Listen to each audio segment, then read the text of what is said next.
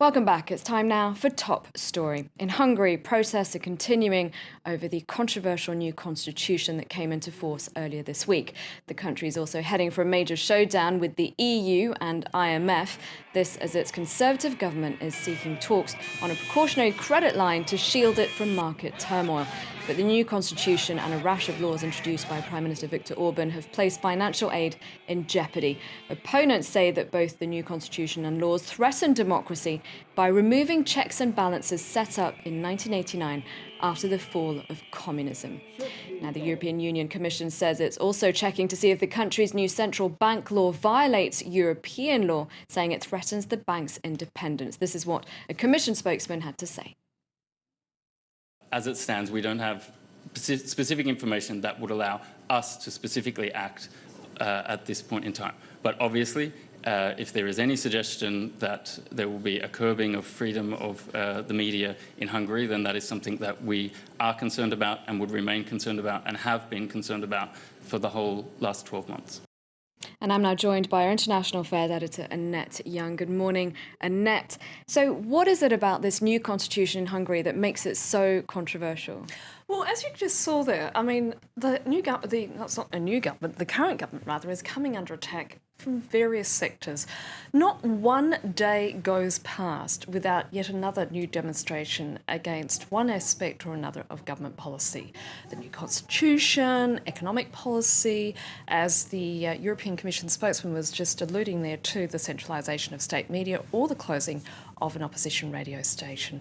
Now, in regards to the constitution, among elements that have sparked massive outrage across the country include such things such as the fact that it has the inclusion of social issues like the rights of the unborn child, which of course for those who support abortion is seen as stating therefore that it's pro-life. Marriage between a man and a woman, it states that very clearly, and where does that leave gay marriages and such, the definition of life sentences and so on. Basically, critics argue that these are ethical issues that should be dealt with by critical debate within society, or ethical debate rather, as well as a rewriting of the electoral system in which opponents say it favours the ruling party Fidesz, which is led by Prime Minister Orban. Now, the Fidesz party controls about 68% of the parliament, but the streets now very much belong to the opposition. And at this point, I want to bring in Gabriel Horváth, the deputy editor-in-chief of one of Hungary's leading dailies, Népszabad Szag. Gabriel Horváth, thank you so much for joining us. What effectively is driving the government to introduce these new laws? Mr. Orban has a very, very interesting approach towards democracy. For 8 years, he's been fighting the previous government under the slogan that the austerity measures were not necessary. And he stopped basically reforms in the country very effectively using means like referendum and street protests. Now he's very much against those methods, and he rewrote the constitution. So Mr. Orban likes democracy when he is in charge, and he defies it as soon as he loses it. Mr. Horváth, Clive Pride here in the studio with Annette. Good morning. Now, what is driving the government to implement such new laws? I'm sorry. I think actually, Claire, what you're going to say is, perhaps if I could just ask Gabriel, because he just have answered that question, is, Gabriel, this dispute has cast doubt over talks on a new financing agreement within the EU and IMF, which is seen as vital for market confidence in the Central European country. Are these talks likely to fail? Mr. Orban showed that the Hungarian economy was stable enough, so he would not need outside help. But the second round of the world crisis hit, and he found out that he simply needs the IMF to back the economy up. Now he seems to be willing some sacrifices, but he doesn't want to give up power, and he thinks that if he makes too many concessions to the European Union and the IMF, he will lose the remaining popular support he has. So he is in trouble. And just how much support does the government have for this constitution and other new laws? That was true that Hungary needed a new constitution, but the previous attempts to create it failed, even at the time when the socialists and the liberals combined together in a coalition had more parliamentary mandates than Fidesz is having now, because they saw that it would not be valid, it would not last too long if they did not include the opposition, and then the opposition blocked the process.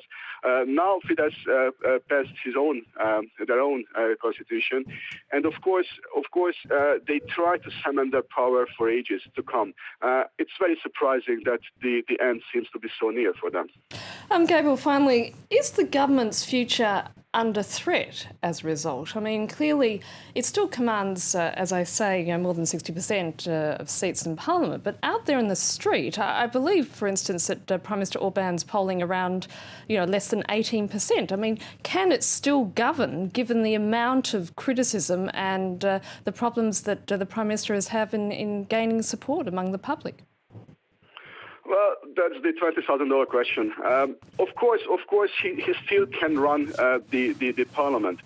Those members of the parliament supporting him are handpicked by him, and they are not very strong politicians. They are mayors of provincial cities and towns, and also mostly lawyers from the countryside who find very, very prosperous business with the state nowadays. Yes, they will be loyal to him until the end.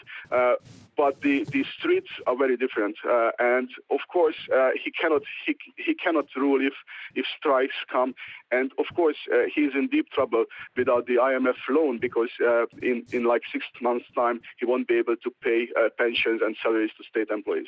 Gábor Horváth, thank you so much for joining us. That was Gábor Horváth, who's the Deputy Editor-in-Chief of one of the country's leading dailies, Népszabad Szag. As you can see, Claire, this is a story which is going to continue. The fact of the matter, I've just heard actually in the last couple of hours that the Hungarian government is saying that it's going to tone down some elements of this controversial constitution. If that's going to be enough to silence critics both outside of the country and inside, we'll have to wait and see. All right, thanks very much, Annette Young, International Affairs Editor. That was a look at top story. Do stay tuned to France 24. More news coming up in just a couple of minutes.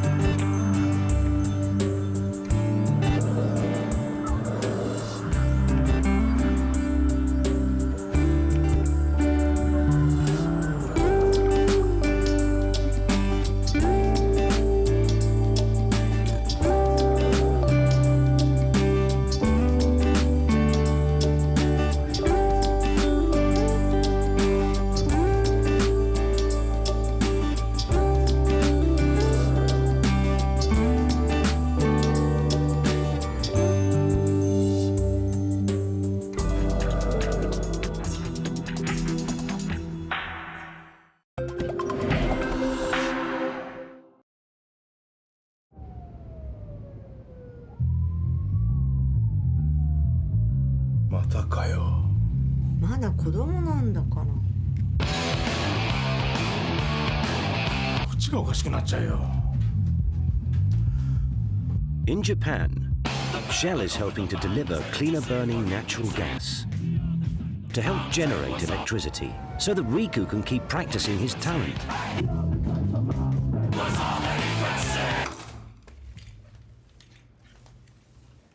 That's when Mr. Ohashi allows it. Let's power our future with gas. Let's go.